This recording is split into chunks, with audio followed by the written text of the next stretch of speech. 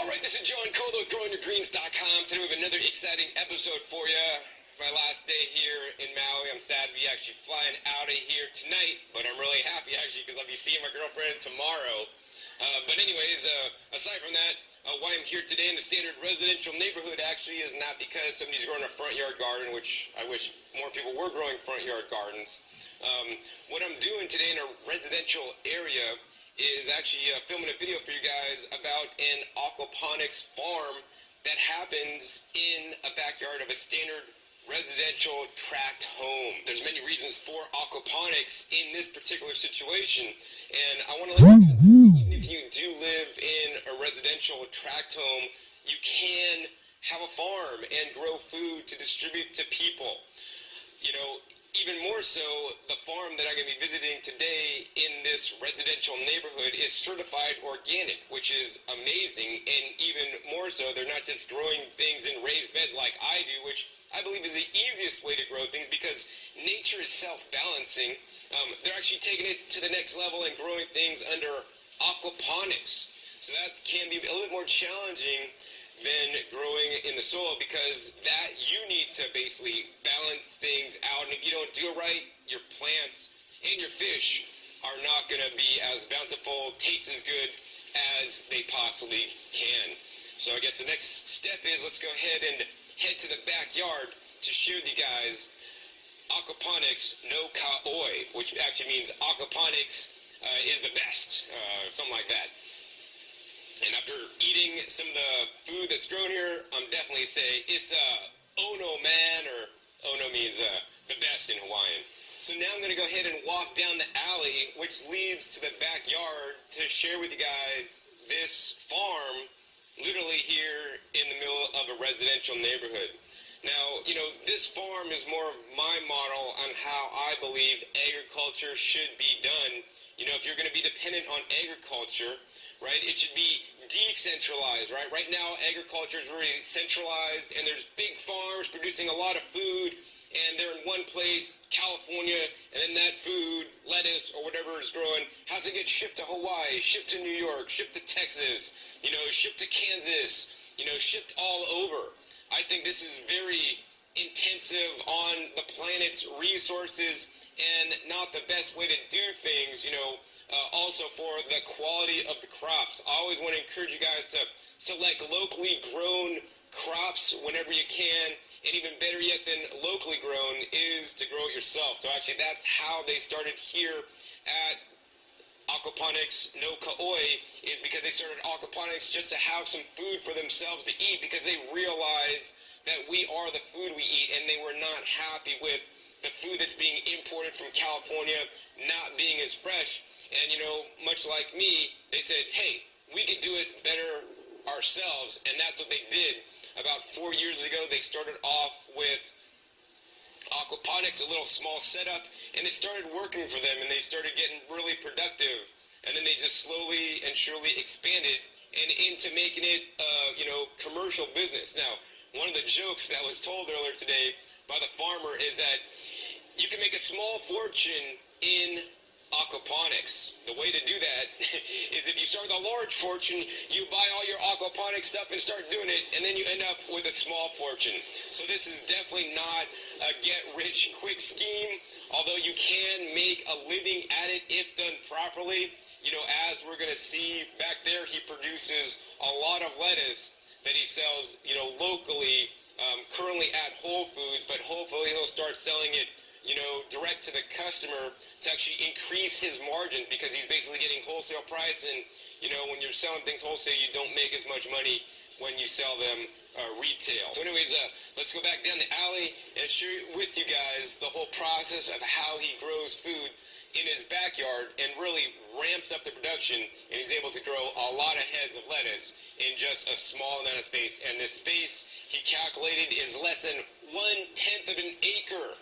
And he's producing a lot of lettuce on 1/10 of an acre. So let's go ahead and head back there. So when you walk into the backyard, you know, you're not seeing a normal backyard. And when you walk into my backyard, you're not seeing a normal backyard either. You're seeing all plants and raised beds and a whole big jungle. But I'm not seeing a jungle back here because they're not farming in that way. They're doing the aquaponics. So there's a lot of advantages to the aquaponics. For example, in about a week's time, it loses only 5% of the water that needs to be replenished. So it's a much more sustainable way, and in times of drought, like many places are, this is an excellent way to save water. The other thing is that in a small space, right? And I don't know if I could even be productive in growing this many lettuces in soil, because some of these lettuces are really packed in there pretty tight, as you guys are going to get to see in a minute. But in this whole operation here is, once again, less than 1/10 of an acre. They're growing 3,000 heads of lettuce this time, although they could do other crops, right? 3,000 heads of lettuce. They have over 300 pounds of fish growing, which is another item they could sell or choose to use themselves. They have about 900 gallons of water that house the fish, and overall they're using about 5,400 gallons of water total. I mean, because literally this is like the water is basically the transport mechanism, for the nutrition for both the plants as well as the fish.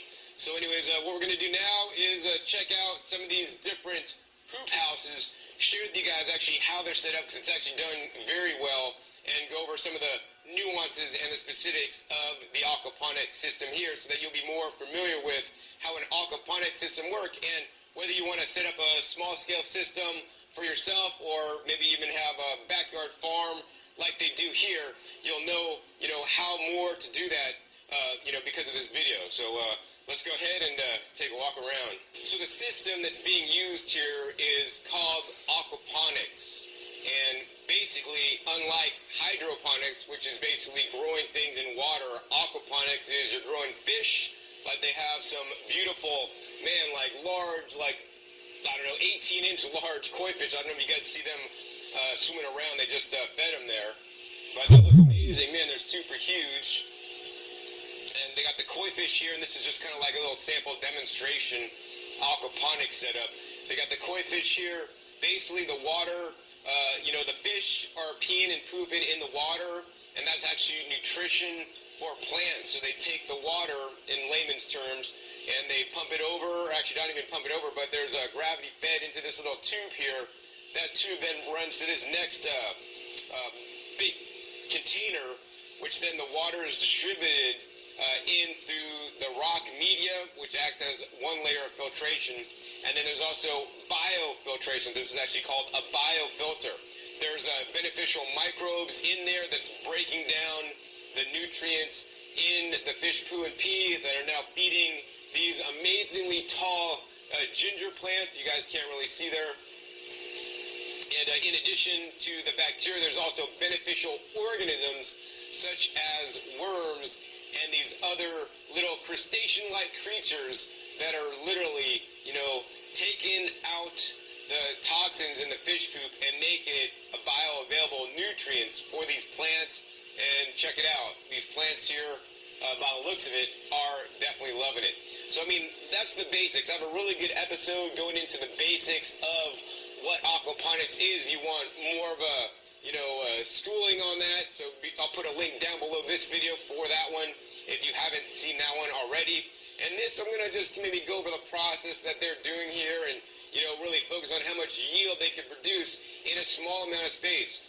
Whether you guys want to feed your family or start your own backyard farm, I want to give you guys options and create options for you guys on what is truly possible in a small amount of space.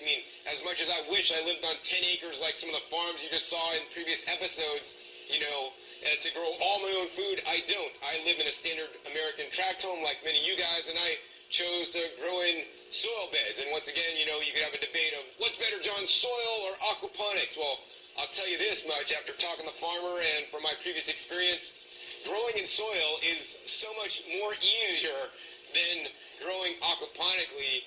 And we're going to get into the reason for that in a little bit. The main reason is because in soil, nature is a balancer. Nature balances things out. If you put a little bit too much of this, too much of that, the soil will work itself out. But in aquaponics, you need to pay more attention. You need to figure out the pH, how much ammonia is in there, what other kind of nutrients you may need to add in the aquaponics so that your plants will do good, because, you know, the fish don't produce everything the plants need.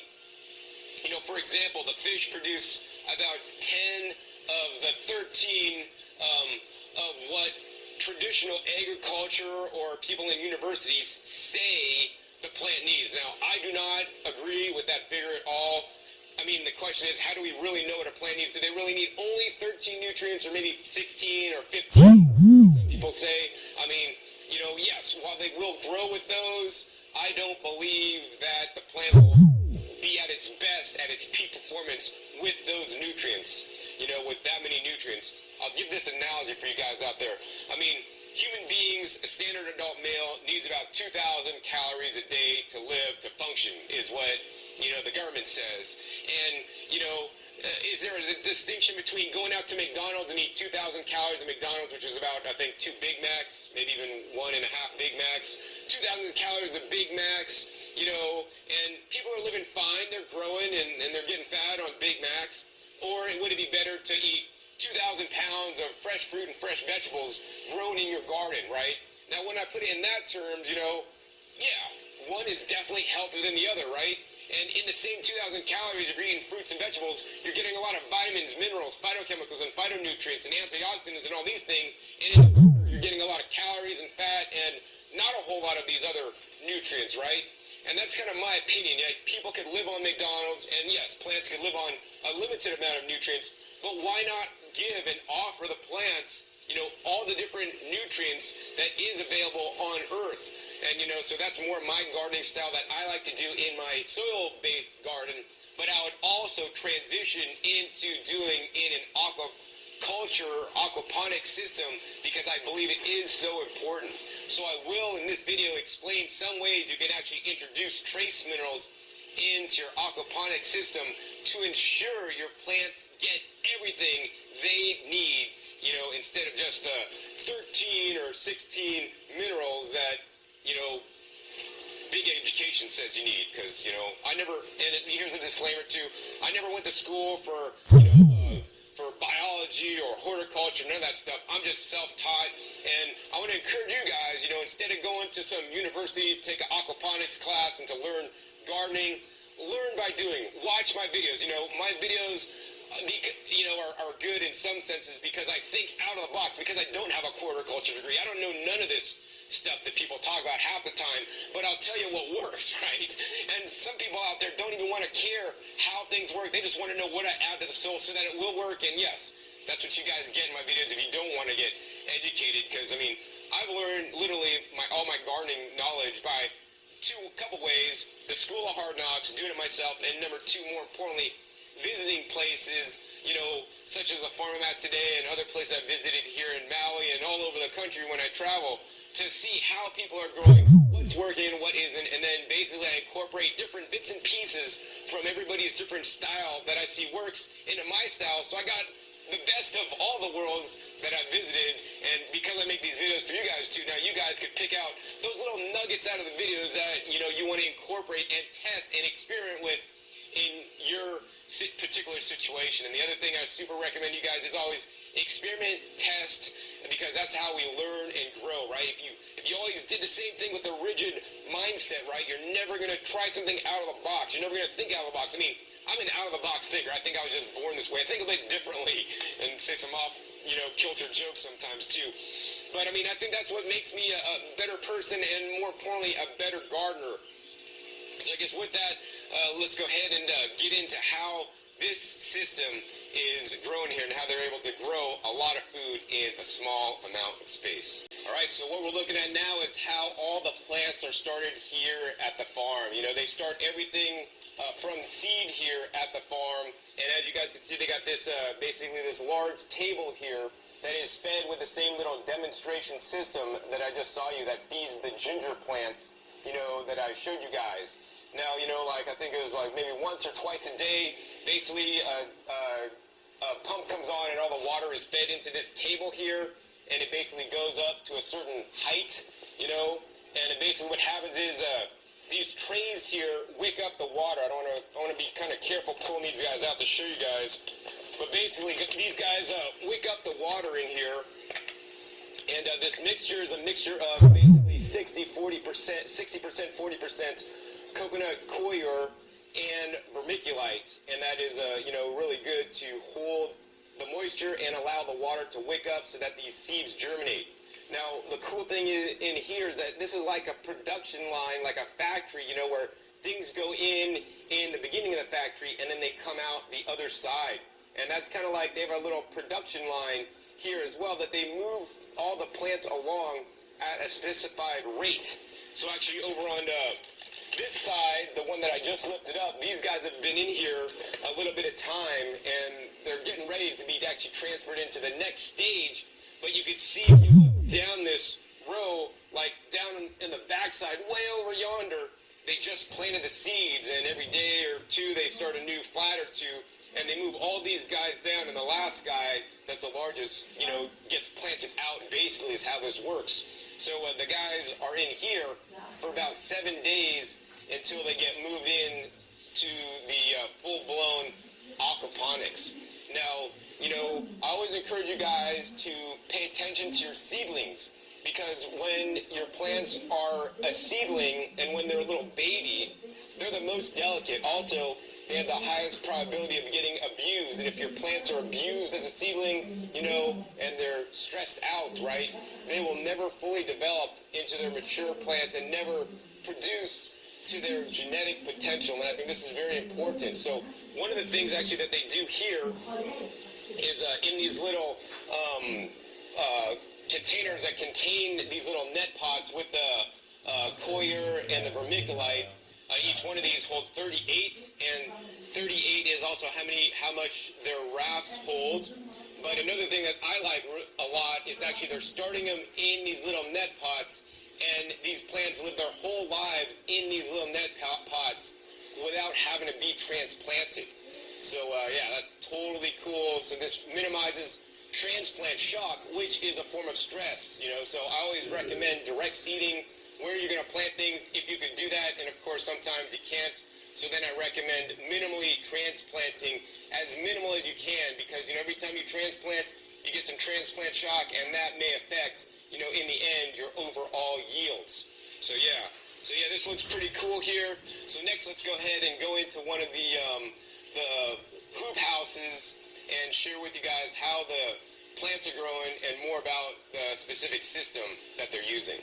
So what we're looking at now is basically 4 of the different hoop houses that have the lettuce contained within them. Now, these are more of a modern development. He didn't start with these hoop houses, but after he got the organic certification, he wanted to ensure that, his product was pest-free without having to spray things, I always encourage you guys, to keep burglars, out of your house. You want to lock your doors and make sure they can't get in, and, to keep bugs out of your house, you got to have screens in your windows. Well, that's simply the principle they're doing here, right? They built a house for their plants, and they have pretty good control on a tight, a mesh fabric, as well as some shade cloth to keep all the pests out. This way they're avoiding the pests in the first place so that they don't have to spray even organic certified controls, which can get expensive and also, be a pain in the butt. It's a lot easier to grow a house for it and then basically just exclude them. And you could do this in your guys' raised bed, whether you have a raised bed or an aquaponic system. You could build a framing like this really easily. One of the easiest things to do to build this, because it's just made out of about 1-inch PVC. I can't really expose this and show this to you guys too much, but it's basically 1-inch PVC with all the connectors, and they basically come out the ground, and to go into the ground, you can sink the PVC into the ground. Or another cool idea I saw one of the farms I visited is they put some rebar into the ground, and then basically put the PVC on top of the rebar to kind of hold it firm, and then you basically just take the connectors, and they made these cool arches on here. You could have it more square, but I like this design. And then they got these cool things, man. These are like some really cool clips. These are specially designed clips that I have seen available that you can't buy, but if you're ingenuitive, I don't know if that's a word either, but you could just take some PVC and cut it, you get the next larger size and cut it down and bend it or heat it or something. Or you can just buy these little fancy clips that make assembling your hoop house and putting the fabric on super simple and super easy, and they just clip back on. So they could clip things up, they could take it off. Right now they're using about 40% shade cloth right now. They could have higher shade or less shade. and this might be something they want to experiment with to see what the plants do better on. For a period of time, they actually grew without shade cloth, and they had some amazing crops with that. But you know, it's very important also to keep the bugs out, because most people don't want to eat bugs in their stuff, you know.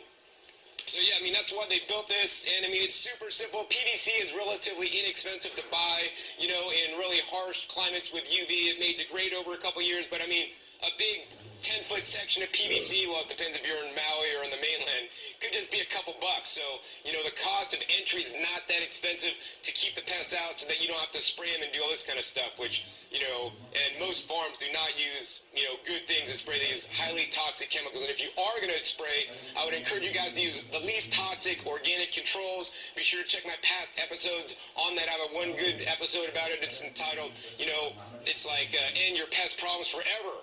And basically, I like to use the neem oil and Dr. Bronner's Southside soap. I have another good episode using just something else called diatomaceous earth, which is another good one.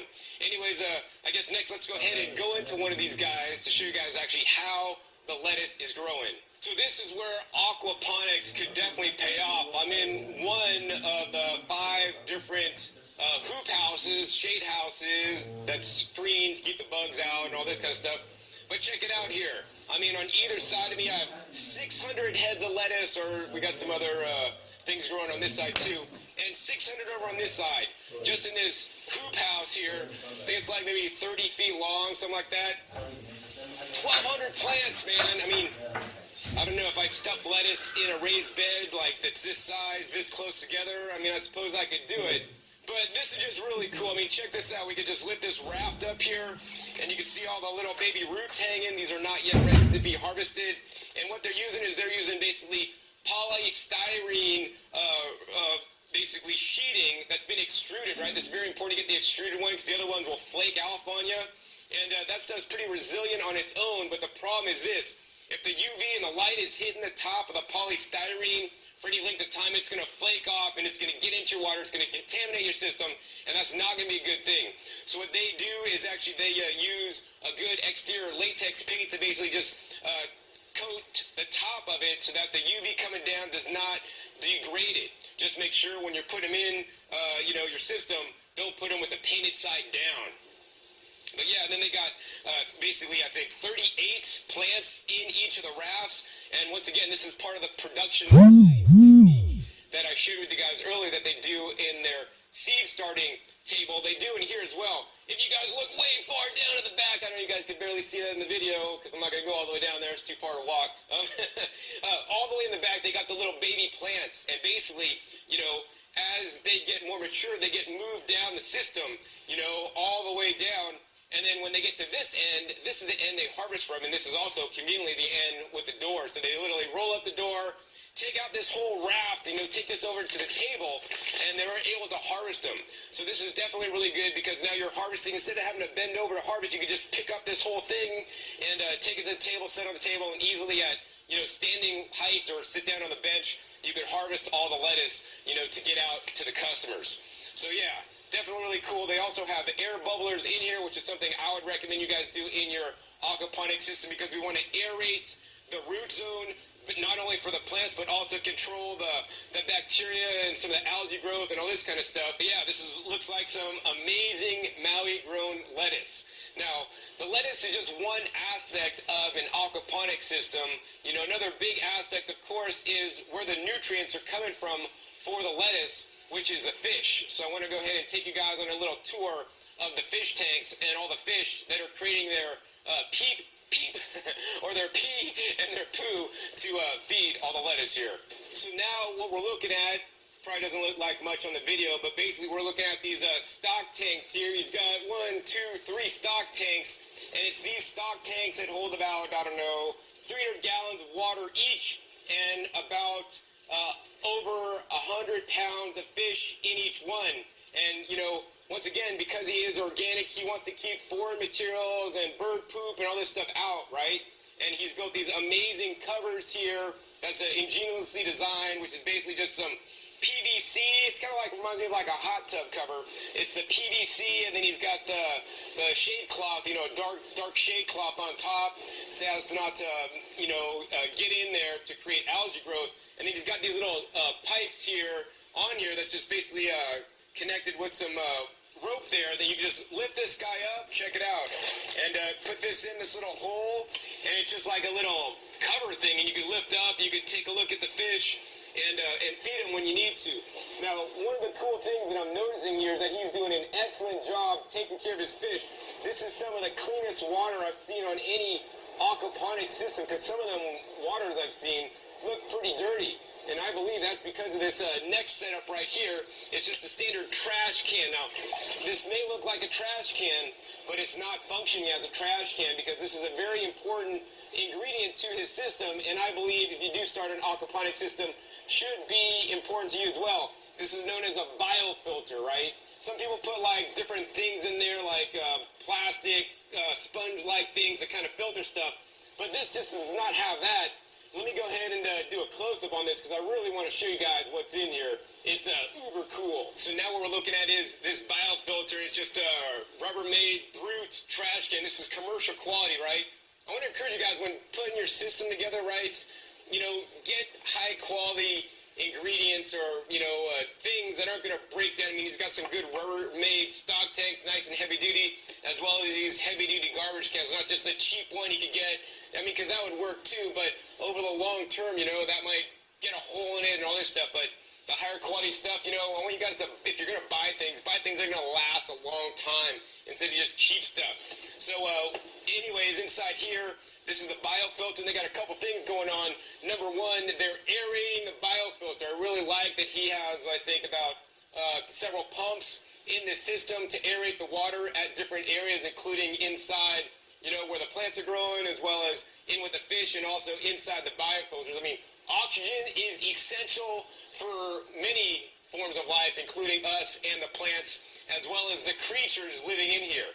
So another thing that's really cool about this system is that this entire system with all 5 different hoop houses you guys saw is driven with only one pump. And because most of this system is designed on a gravity feed. And that's just amazing. He's basically put things on blocks and different tanks are at different levels, and it's all, gravity fed, just a little bit different so that the gravity will take the water wherever it needs until the final step, which then it's boosted up and then drained back in here, and then gravity takes it all the way along.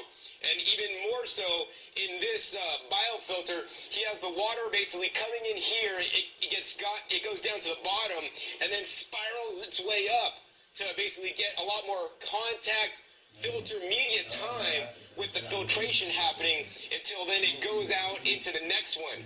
So, I mean, there's many ways to do aquaponics. I mean, I believe this to be one of the better ways and one of the better examples that I've ever seen, because he's really taken the time to, figure out what he's doing. He figures out if it's working, if it's not working, and even if it's working, it's like, hey, is there a way I could do it better? And then he improves as he grows, and it's only in this way that, things will ever get better in the world. Because if you learn like, I learned like this, I'm never going to change, then what if there's a better way and you can improve your yields, improve the quality of your fish, you could grow things faster, you could use natural methods to filter your water instead of having to resort to chemicals and all these kind of things, right? And they're doing that here. So let's go ahead and dunk my hand into literally fish pee poo. Fantastic. Just kidding. All right. So, yeah, I mean, the other thing, let's talk about that real quick, is the pH, right? Very important, in an aquaponic system to have the proper level of pH, right? His pH is between 6.5 to 7, and the plants like a certain pH, the fish like a certain pH. So basically, when you're doing aquaponics, you're basically playing God to all the creatures that are alive in your system because you need to take care of them.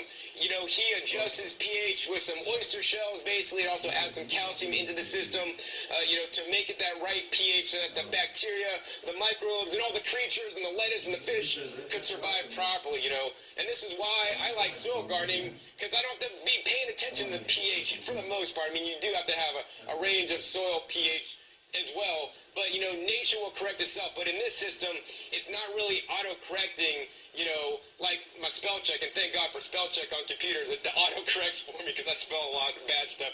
But soil is kind of like auto-correcting on spell check, but this system is not. And if you mess up, you go away for a day, your pump stops working, and your water stops flowing, it stops getting aerated, you could lose everything in one day. Whereas in a soil system, yeah, of course it freezes during the winter and in the continental United States, and I lose stuff, but it's a lot more auto-correcting, so it's a lot easier. And that's one of the reasons why I personally prefer a soil-based system.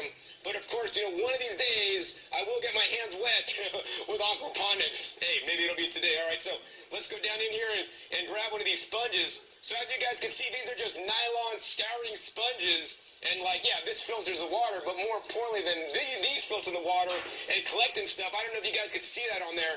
Look at that. Look at those little creatures moving. And what these guys are called gammas. And they're like little crustacean-like creatures. I don't want to leave them out too long or let them drop around because we want to get them back in the system working. And what they do is they basically eat all the big particles of poop to make the water clean. And that's one of the reasons why I believe this water is really clean, cleaner than other aquaponic systems I've seen, because they're in there doing their job.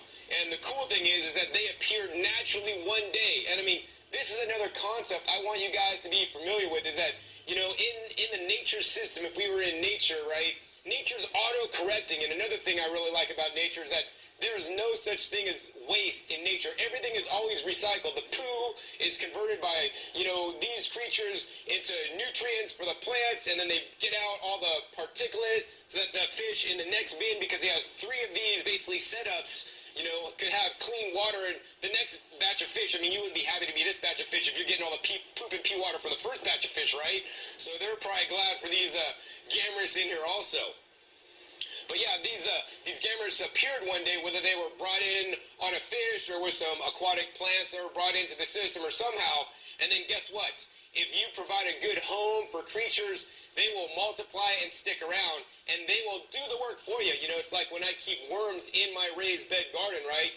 They're breaking down the organic matter. They're making it bioavailable for the plants, and they're making their castings to basically feed my plants nutrients. So, this is something missing in modern agriculture today. They think it's as easy as taking a 10-10-10 bag of fertilizer that's made out of chemicals to feed your plants water-soluble chemicals. And the fact of the matter is clear. Most of the water-soluble chemicals don't feed your plants. They do feed your plants a little bit, but most of them are basically washed out, and then they, pollute the environment and creating dead zones, and all this kind of stuff, which is not good. So I want to encourage you guys always to do organic methods. And organic methods, one of the important criteria is having biofilters in a system like this, or having bacteria and microbes, in a more of a soil system that breaks down the nutrients and breaks things down to make them more bioavailable for the other components of your system.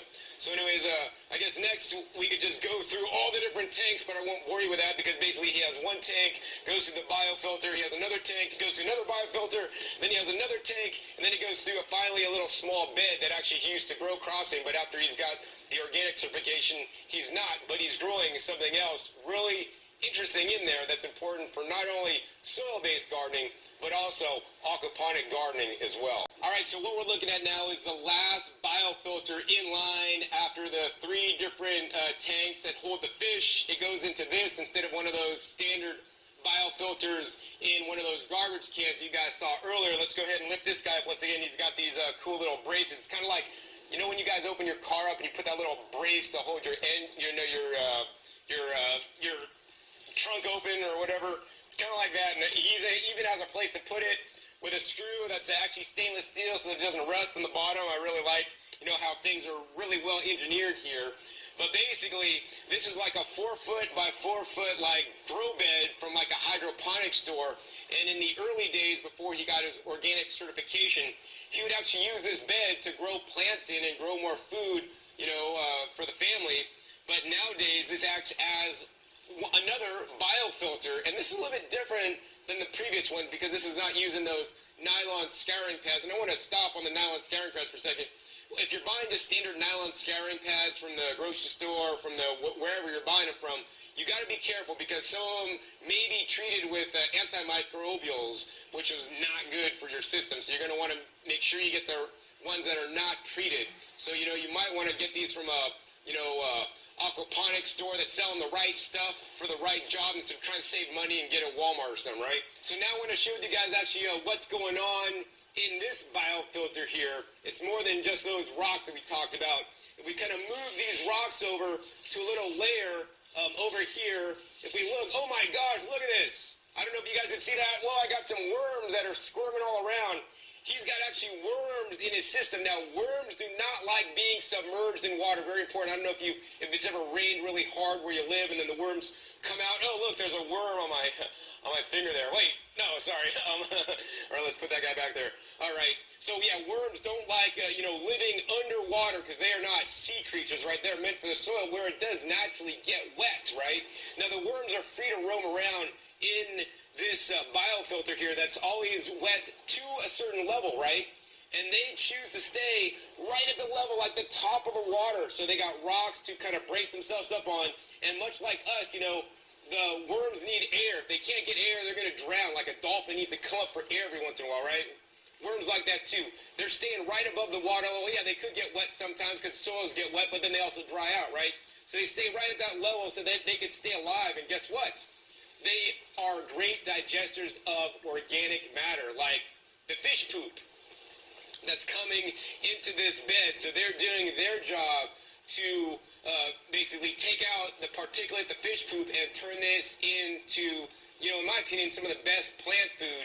The worm castings that are rich in nutrients for the plants, but not only just the nutrients, the worm castings are also beneficial in the beneficial microbes that are really good and have a symbiotic relationship with the root system of the plants. And in addition, in this bed here, besides the worms, if we dig deeper, another thing that does like the water underneath here is also the gammers. I mean, I could see them down there, but I'm not going to be able to hold it up for you guys. Oh, wait, here's one right here.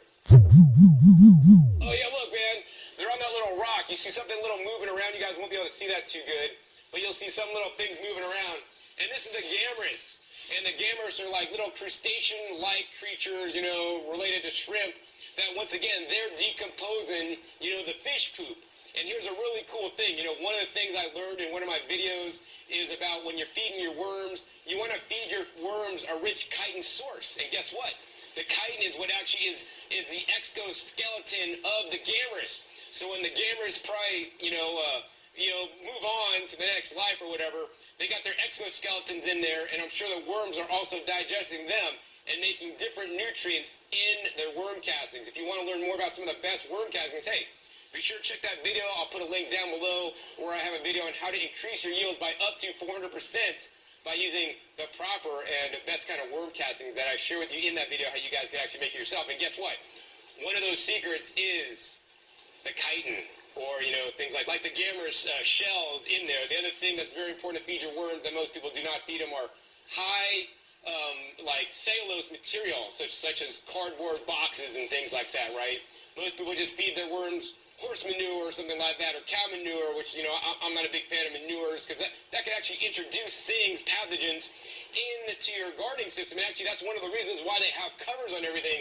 They want to keep things like bird poop out. I don't know if you guys heard, years ago, there was this big outbreak on spinach with the E. coli, man, and a big outbreak with E. coli and cantaloupe and all this stuff. And, here's something I want to share with you guys that you guys might not know, right? Plants and animals do not share diseases. So I can't contract, STDs from a cantaloupe, right? But I can potentially contract STDs from another animal, like I think there's some STD out there that actually probably was, they say, contracted from monkeys.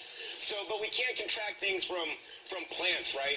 But what happens is, if this was not covered, for example, if some foreign bird poop got in here, right, that may have E. coli on it, and animal poops may have, negative bacteria on it, and then they run rampant in the system that's not in check and have controls like beneficial microbes that's in this system that kick ass and break down the bad bacteria.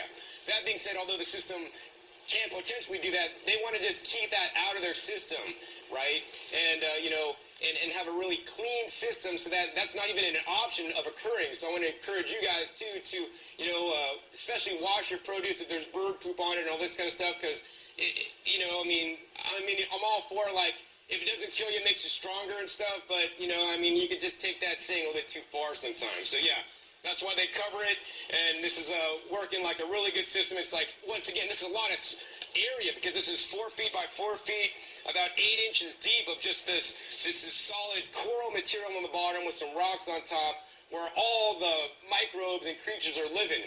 And I want to encourage you, whether you have an aquaponics setup like this, to have some kind of big area like this where you could have a lot of creatures, because they're doing a lot of the basically pre-digestion of the nutrients to make it more available for your plants, so that in general your system overall will just run that much better. And likewise in soil, right? We want to have the living creatures in the soil, whether that means you're going to have earthworms, whether that means you're going to have beneficial bacteria and beneficial fungi like mycorrhiza. You know, I think all these things are super important in conventional agriculture, right?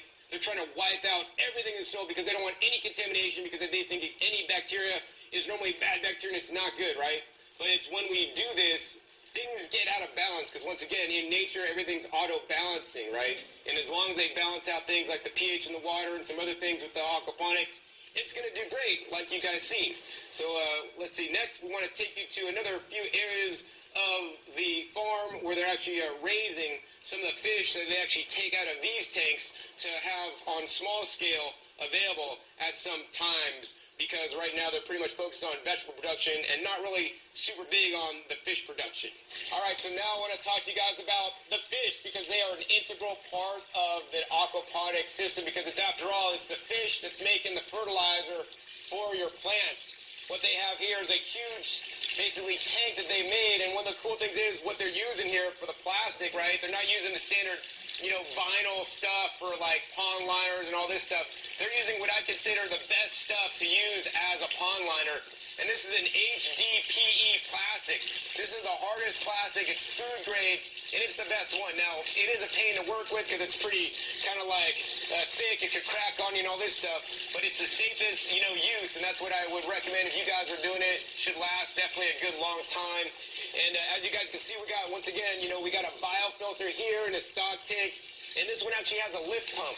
So the lift pump is actually helping to aerate and create some oxygen in the biofilter, as well as, you know, in the tank here. Now, basically, if fish get too big in their standard aquaponics system, they get moved into this tank, which is kind of like a holding tank, and which is where they harvest their fish from for sale, because, you know, they don't want to tap in to their piggy bank, literally, because their fish is their piggy bank. The fish is making the nutrition to feed their vegetables, and if they just keep fishing out of their piggy bank, right, like one day there will be nothing left in there. So they take the extra guys, put them over here, and then, you know, sometimes they have babies and whatnot in here, then they separate them out, and because this is a tilapia, this is white Nile tilapia, and basically the best food for fish, or for most fish, is other fish. So, you know, the tilapia will have their babies, and actually they'll be carnivorous, and they'll eat their babies, which sounds kind of crazy, but that's what they do.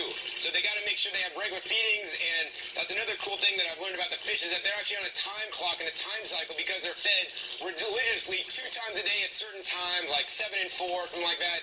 The fish know that at 4 o'clock, like, they're up at the water, they're biting, you know, they're ready to eat, like you guys are probably like ready to eat at 5 o'clock, because we're on time cycles, right?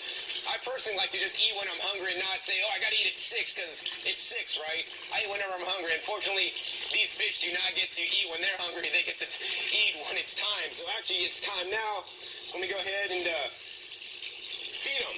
And, you know, I want to talk about the feed here. So we're just feeding them some little fish pellets, and it's very economical to feed the fish here. I think they buy like 2 bags of fish feed. I don't know, with 2 bags of fish feed, it feeds the big bags, it feeds the fish for an entire month. And that's the only input that they're using, you know, for this system, aside from the oyster shell calcium, some iron that may be required, as well as the potassium. And yeah, so that's really cool. Now, the thing I want to really encourage you guys is pay attention to your fish food, right? Very important to get good fish food. There's some fish foods out there that are being made with corn, which is the first ingredient, and in my opinion, you know, GMO corn should not be fed to fish. You know, get a good, solid fish food and read the ingredients, much like when you guys are buying things in the store. I mean, I don't even encourage you guys to buy things with ingredient labels, but if you're buying fish food, you know, you want to be able to pronounce everything in there, make sure there's not all these nasty additives, because think about it, you're eating basically the converted down poop of your fish, so you're eating secondhand this fish food here. And you know, like for example, in the standard agriculture industry, if you're buying factory farm meats and all this kind of stuff, they're feeding those cows GMOs, you know, GMO corn and soy, and pumping them up with antibiotics. That's basically being absorbed by the cow and other toxins in the environment, because animals are basically biologic accumulators. That means they accumulate everything, whether it's the foods that they can gain the weight or whether that's the toxins. They accumulate that, and then when you eat the food, you're getting the basically lifetime supply of the toxins and also the nutrients contained in the cow. So yeah, I gotta pay attention to the food here. Now we're gonna go ahead and feed some of the fish, and let's see if we get them to jump up to the top here. All right, there's one, and here's two.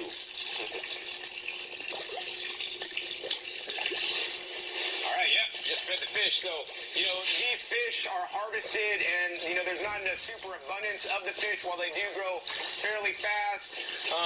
You know, once again, the primary focus is on the vegetables, so these are basically just sold to friends and whatnot, because there's not a super large production at this point, and once again, this was not the whole intention to create a ton of fish. Now, the other thing I want to point out is that you want to make sure and check out your species that you get if you're doing aquaponics. We are in the beautiful tropics here in Hawaii, and where, you know, it barely gets, like, it never gets freezing unless you're on the top of the mountain. But, you know, the weather stays nice and warm, and the fish, like us, like certain atmospheric or weather conditions, right?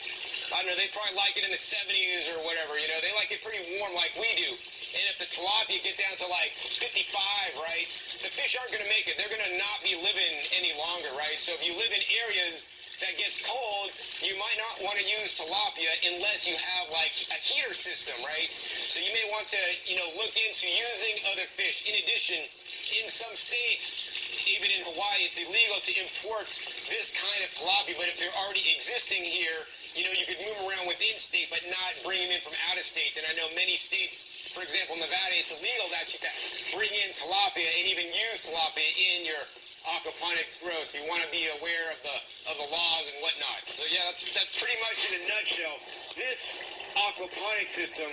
I want to go ahead and take you to one other location and share some really important information about aquaponics with you before I go. So the last part of this video I wanted to share with you guys real quick is actually right here. We're in the last maybe approximately quarter of the backyard. The first 3 quarters basically has all the aquaponics set up. The last quarter approximately basically is what you see here. They just have a standard garden like many people do. But the thing that's interesting here is that if you look down at the soil that you guys can see, literally this is like sand. I mean, it reminds me of beach sand, and actually this has actually nicer sand than some of the beaches here because I went to a really rocky beach today. But this is just beach sand, and it is very difficult to grow in beach sand because of the beach sand, it drains so quickly and the nutrients basically just leach out. So after years and years of trying to grow in this stuff, that's where they came up with, hey, let's do it differently. Let's grow under aquaponics. You know, I live in Las Vegas. It's the desert, right? And in the desert, once again, the soil is not very good. So what I did instead is I brought in raised beds and built raised beds and brought in organic matter and brought in good soil to grow in. And I mean, that's what they also did here. I mean, aside from this moringa tree, which is a really nutritious tree that you guys should be aware about if you live in Hawaii or anywhere in the tropics, because this guy just literally grows. And what they did here is this tree was super tall, and they basically hacked it off, and now it's reshooting. And many people don't know that the parts that you hack off, you can actually just stick back in the ground, and it actually grow a new tree. I mean, this is a tree that everybody should have in their landscape. And other trees, think if all your trees on your property were edible trees and all your plants on your property were edible plants. I mean, that's how it is on my property. I don't encourage you guys to have more edible plants on your property, because think about it.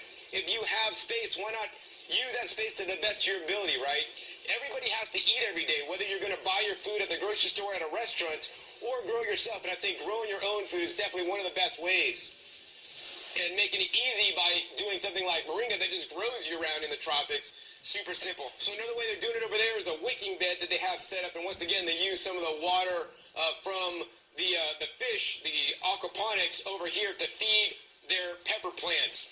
And this is another excellent way to conserve water in the upcoming years with droughts and all this kind of stuff coming on. Now, I've really enjoyed my time here. They're doing some amazing stuff with the aquaponics, but I always like to give my 2 cents in at the end. I mean, probably the one thing that I see the most about is, I got to talk to the farmer in detail here, and all the things he's ever heard about aquaponics and all this stuff is that, the plants need this many nutrients, and this is what we've done, this is what I got taught, and this is what I'm going to do. But, they're basically feeding like about 13 nutrients or minerals to the plants, and, I tried to say, well, hey, why don't you try or experiment with to see what happens if you fed 70 to 90 minerals. I mean, that's what I try to do in my garden. I put things like the rock dust and the sea solids or ocean grown, ocean solution or C90 and other products in there to add minerals to my garden because I believe they are essential. And I know many of you guys out there are already on the trace minerals, whether you're using rock dust or sea solids in your grow. And I'm sure I know you guys see the results because I see when you guys post down the video. But, a lot of people seem to be stuck in their ways with, all this kind of stuff like, oh, we've been doing it this way and it always been working. And, I always want to encourage you guys to try things out. Even if you don't believe me, I don't care if you don't believe me or whatever, you think I'm full of whatever. I want you guys to experiment on your own and find out for yourself, because that's how I learned about rock dust. When I heard about rock dust, I'm like, yeah, why do you need that stuff, right? It's not going to do anything. But when I started buying it, incorporating it, and using it, I'll tell you, it does make a difference. My plants are healthier. My plants are more bug and disease resistant. My plants taste better. They grow faster, and they yield more. I mean, what more could you ask for? And then the other thing is that when I eat the plants, now I'm getting the trace minerals in them instead of taking like Centrum A to Z of zinc, right? And basically what I'm trying to do is duplicate nature in the most ideal sense. And yes, it may not be as sustainable it is, but that's not necessarily, my goal is being as sustainable as possible, but one of my bigger goals is to be as healthy as I can, because I almost lost my life when I was younger, and you only ever realize how important your life is and your health is, right when you're going to lose it. So I was glad I was given a second chance to be able to make these videos and share these videos with people, and I was glad that I was able to visit the farmer today and talk to him about experimenting with, some of the trace minerals. Hopefully he does that in his garden, and next time I visit Maui, I'm going to come here, and although he has really Ono stuff now, and you want to check for him currently at Whole Foods, he's going to have better stuff in the future and a more productive garden, in my opinion, that's going to grow even faster than it is, which is going to ramp up his production and hopefully make it so he's more than just breaking even, but actually making a profit and being able to do what he wants to do in life, waking up every day, enjoying his fish, his nature, his garden, and his family-owned farm here. I really hope you guys enjoyed this episode today. Be sure to check my links down below for some videos on trace minerals that I'll link down below. There's some of the sea solids and the rock dust. If I did have this grow operation like he has here, I would, number one, incorporate rock dust such as the azomite micronized version in like a filter sock into my different grow beds to make sure that my plants and the fish got the minerals they need. And of course I would experiment, start off small and not add too much of anything, because it might throw off your balances of whatnot in there. The other thing I would do, very important, is I would foliar feed, so it would not really get in contact with the water, but I would foliar feed the plants, much like we could absorb things through our skin. They have transdermal patches of vitamins and estrogen for women and all this kind of stuff. Now, plants, besides the root zone, which is how they absorb things, they also absorb things through their leaves. So I'd foliar feed on, I don't know, maybe like once or twice a month, some of the trace minerals. And, like many people have seen, you can see some, fairly quick results just by doing a foliar feed. Another thing I would do, although he has really good beneficial microorganisms and a lot going on, I would also brew personally a compost tea for like 12 to 24 hours, a good quality compost tea such as the Boogie Brew compost tea, and then add that to my system, which would add more basically beneficial microbes. It's these microbes that break down nutrients, make them bioavailable for the plant, and they like to live around the root zone, so I might even do a root drench of the plants in their little starter packs as they're growing on that little table to introduce them early on in the stage, so that all through the plant's life they got the microbes that they need to survive, as well as they're going to have the minerals to survive. And in this way, I believe, that's one of the best ways to grow food, whether you're growing on a farm or whether you're just growing for food for you and your family.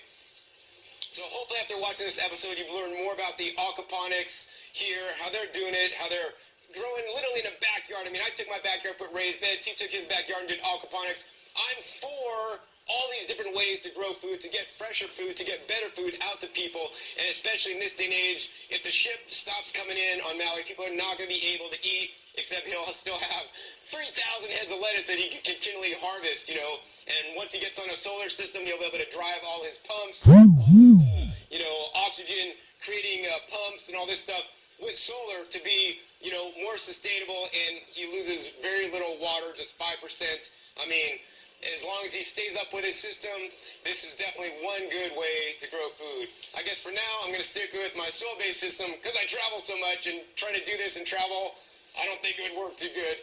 Anyways, be sure to subscribe to my videos if you're not already. I have over 1,000 videos that you guys can glean all kinds of information from, become a better gardener, become a better grower, and more importantly, you know, get some motivation to start growing today, you know. Even if you guys are watching this right now in the middle of winter time, there are ways you guys can grow in the middle of winter in an apartment in New York City. It's called sprouts and microgreens. I want to point this out to you guys, and I want you guys to grow any way you can, whether it's growing plants to eat or whether it's growing your mind and you know, thinking of new ideas and new things to think about, you know, because once you start stagnating, you know, that, in my opinion, is when you start getting old, and I'm not old yet. We'll see you next time, and until then, keep on growing.